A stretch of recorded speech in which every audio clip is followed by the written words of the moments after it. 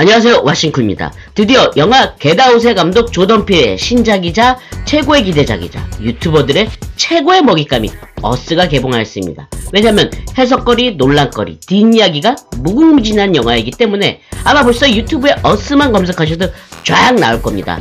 그렇다고 뭐 저라고 안 볼 수 없었습니다. 안 만들 수도 없었고요. 일단 저는 보시려는 분들을 위해 스포 없는 감상평, 그리고 스포 있는 분석, 그렇게 정리해보도록 하겠습니다. 일단 감상평 가봅시다.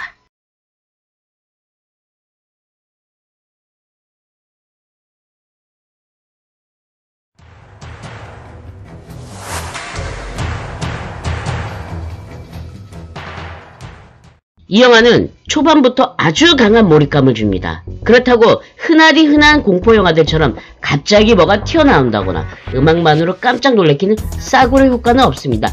물론 아예 없진 않습니다. 고도로 집중했다가 갑자기 뭐가 나오거나 음악만으로 섬뜩섬뜩한 장면이 있습니다. 그래서 긴장감이 고조될 때쯤 옆에 관객들이 목을 뒤로 젖히고 눈을 살짝 가리기 시작합니다. 너무 깜짝 놀라면 자빠지니까요. 일단 공포 스릴러 장르로서는 아주 충실한 영화였습니다. 영화의 장면과 분위기, 연기자들의 연기만으로 충분히 공포스러움을 자아냅니다. 그리고 이 영화가 전작 겟아웃 감독의 영화다 보니 장면 하나하나, 미장센 하나하나 초집중하면서 보았습니다. 저 장면에서 저것은 무엇을 의미하지? 저 장면에서 저것은 무엇을 암시하지? 하면서 말입니다. 결론적으로 싸구려 피떡파티 영화가 아닌 스토리와 미장센, 연기만으로 관객의 초집중을 하게 만드는 장르 영화였습니다.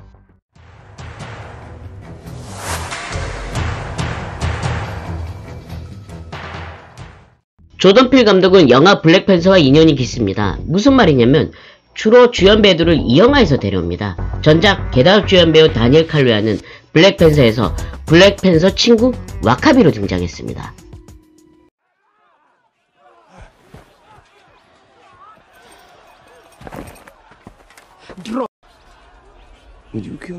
그리고 이번 영화 어스에서 부부로 나오는 두 주연 배우, 일단 윈스턴 듀크는 블랙팬서 와칸다 라이벌 은바크로 나왔습니다.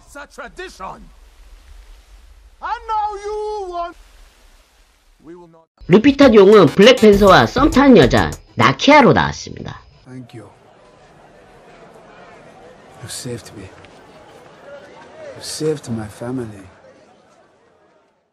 엄마, 아빠, 부부 역할을 한 이 두 주연 배우의 연기는 물론이고 아역 배우들까지 연기는 깔끔했습니다. 그 중에서 제일 인상적인 장면은 영화 어스에서 주인공인 엄마가 눈물을 흘리는 장면이었습니다. 이 장면은 겟아웃의 명장면인 흑인 여성의 눈물을 흘리는 장면이 오버랩 되었습니다. Not at all. The Armitages are so... 사실 이 영화에서 그닥 연기는 트집 잡을 게 없습니다. 연기를 잘해서기보단 이 영화는 공포 스릴러 장르입니다. 영화적 장르 특성상 잘 짜여진 스토리나 분위기, 미장센만으로 영화를 몰입시킬 수 있는 장르입니다. 그렇기 때문에 그렇게 튀는 발연기가 아닌 이상 영화에 나오는 배우들의 연기는 그닥 트집 잡을 게 없습니다.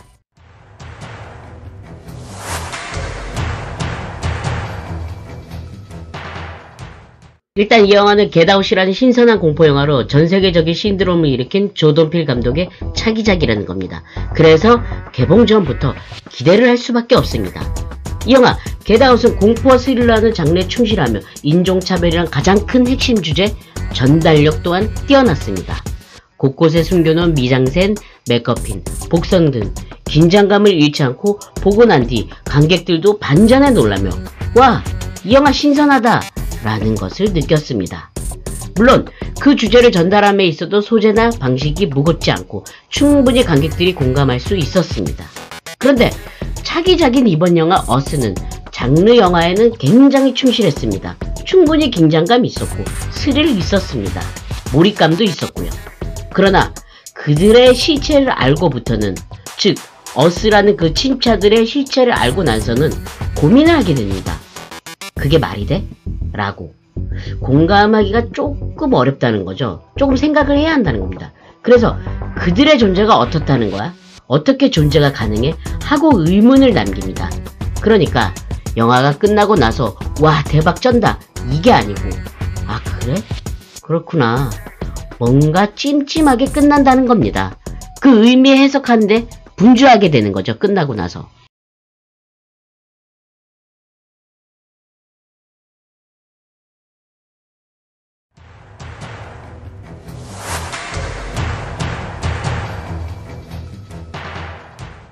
이 영화는 곳곳에 아주 영리하게 흑인 문화가 깔려 있습니다.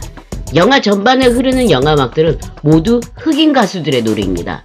처음 나온 노래는 자네몬의 I Like That입니다. 해변가로 이동할 때 음악은 루니지의 I Got Five On잇입니다. 이 노래는 예고편에서부터 전반에 깔렸던 음악이라 아주 익숙한 노래입니다. 마지막으로 백인 가족이 같은 도플갱어들에게 습격을 당할 때 우리나라 지니 같은 오피리아에게 경찰을 불러달라고 하니 경찰은 안 부르고 이 노래를 틀어줬습니다. 닥터 드레와 아이스 큐브가 멤버였던 NWA의 Fuck the Police입니다. 여기 나온 노래들은 모두 흑인 문화가 저변에 깔려있는 노래들로 마약 그리고 흑인들의 경찰들에 대한 증오 이러한 노래들로 구성되어 있습니다. 주인공 애들레이드가 어렸을 적 부모와 먼저 여행간 산타크루즈 해변에서 아버지가 게임으로 받은 선물을 애들레이드에게 주는데 그 선물로 준 티가 그 유명한 드릴러 티셔츠입니다. 80년대 본격적으로 뮤비의 보편화를 확산시킨 전설적인 뮤비 마이클 잭슨의 드릴러입니다. 노래의 제목과 이 영화의 장르를 상징하는 복선으로 절묘하게 맞아떨어집니다. 그리고 마이클 잭슨은 흑인 가수라는 타이틀을 넘어선 전세계 넘버원 월드스타의 전설로 남아있습니다. 그야말로 오바마 이전에 가장 유명한 흑인이자 흑인들의 아이콘이라 할 수 있는 사람입니다.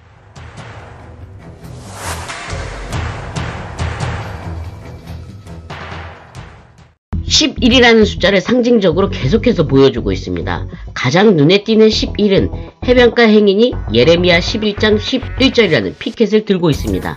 성경에는 보라 내가 재앙을 그들에게 내리리니 그들이 피할 수 없을 것이라 그들이 내게 부르짖을지라도 내가 듣지 아니할 것이라는 구문입니다.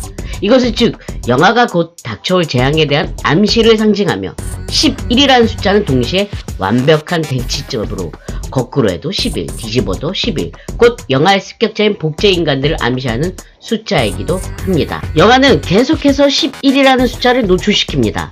아빠가 보고 있는 야구 경기 스코어도 11대 11, 시계의 시간도 11시 11분, 그림자도 완벽한 대칭이 1111, 후반부 구급차 번호판도 1111입니다.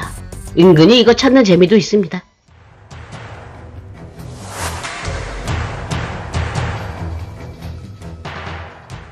습격자인 복제인간들이 가위를 들고 설칩니다. 영화 포스터에서 가위가 보입니다. 가위 또한 완벽한 대칭이며 한쪽은 자르는데 다른 한쪽은 보조를 해줍니다.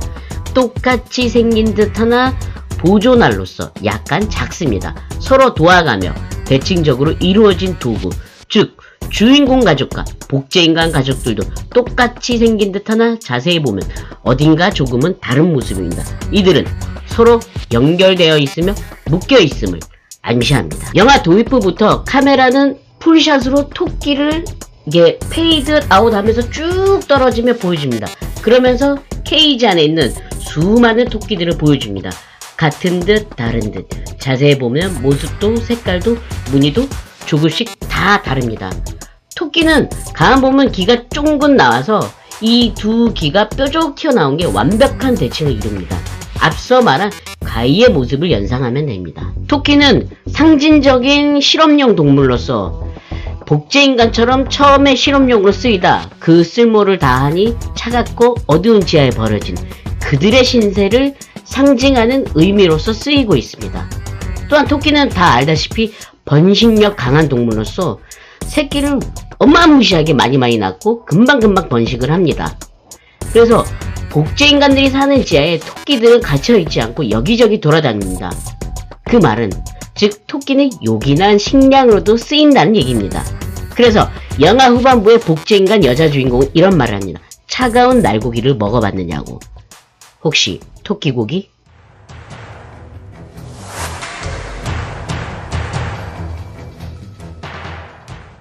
이 영화에서 제일 마음에 들었던 건 반전이었습니다. 이대로 찜찜하게 끝나나 했더니 역시 조던필 감독의 반전을 암시하는 복선은 놀라웠습니다. 일단 이 영화의 반전은 루피타 용이 연기한 엄마가 어렸을 적 트라우마를 겪은 주인공인 줄 알았더니 성인이 된 엄마, 즉 애들레이드는 서로 바뀐 존재였다는 겁니다. 그러니까 영화 내내 엄마 역을 했던 사람은 복제인간이고 습격자 복제인간 엄마가 진짜 인간이었던 겁니다. 습격자 복제인간 가족들이 나올 때 유일하게 목이 잠겨서 말을 할 수 있는 사람은 복제인간 엄마뿐이었습니다. 한때는 말을 할 줄 없는 인간이었다는 장면입니다. 그리고 백인 복제인간 여자와 결투할 때 백인 복제인간 여자는 주인공 엄마를 섣불리 죽이지 못합니다. 그건 동족이란 걸 암시하는 장면입니다. 주인공 엄마가 눈물을 흘리는 장면이 있습니다. 이 장면에서 충혈이 되지 않는 눈이었습니다. 반면에 복제인간 엄마는 눈물을 흘리거나 흥분할 때 눈이 충혈되었다는 것을 볼 수 있습니다. 이건 주인공 엄마가 진짜 복제인간이란 걸 암시하는 장면입니다. 복제인간 엄마는 휘파람을 붑니다. 그 장면은 영화 초반에 인간 소녀가 휘파람을 부르는 장면을 연상시킵니다. 그건 복제인간 엄마가 진짜 인간이란 걸 증명하는 장면입니다. 복제인간 엄마는 주인공 엄마를 보자마자 수갑부터 차라고 합니다. 그건 서로 바뀌었을 때, 복제인간이 주인공이 소녀일 때 지하에 수갑을 채워두고 본인이 인간 행세를 하며 떠나버립니다. 이것에 대한 암시로 보자마자 수갑을 채워버리는 겁니다. 이 메인 포스트로 보시면 인간의 얼굴을 한 사람은 눈썹이 연하고 없어 보입니다. 반면 가면 속 얼굴은 눈썹이 짙게 그려져 있습니다. 그건 인간의 얼굴은 사실 복제인간이며 가면, 즉 가짜가 진짜라는 걸 암시하는 포스터입니다.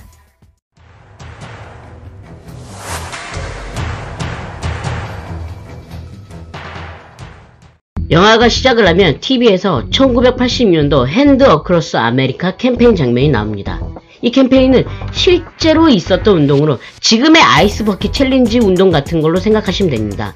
바로 자발적 참여로 당시 600만 명 이상이 참여하며 15분간 손을 잡는 퍼포먼스로 굶주린 사람들을 위한, 그러니까 가난한 사람들을 위한, 소외된 사람들을 위한 기금 모금을 독려한 캠페인이었습니다.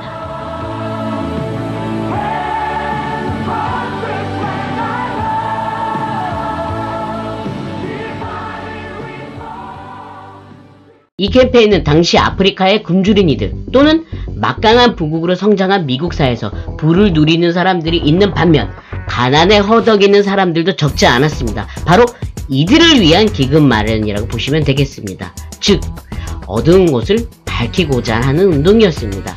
그 의미로 마지막 엔딩 장면에 그 복제인간들이 미 대륙을 뒤덮으며 약 600만 명의 인간띠를 형성하는 모습으로 끝이 납니다. 현재 미국 트럼프 대통령이 이민자를 억압하는 정책을 쓰고 있습니다.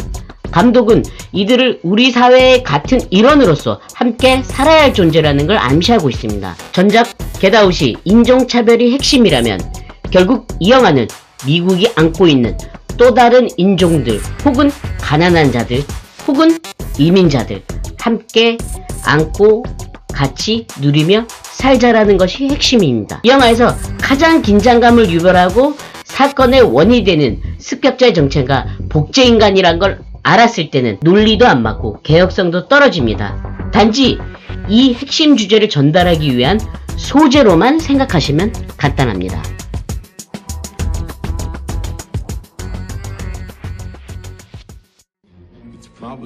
네, 왓싱코의 총평입니다. 긴장감 100배, 스릴 100배, 더불어 해석도 100배. 아씨, 머리 아파. 네, 오늘은 영화 어스의 후기와 분석평을 정리해보았습니다. 이 내용이 좋았다면 구독과 좋아요 부탁드립니다. 이상 왓싱코였습니다. 땡큐!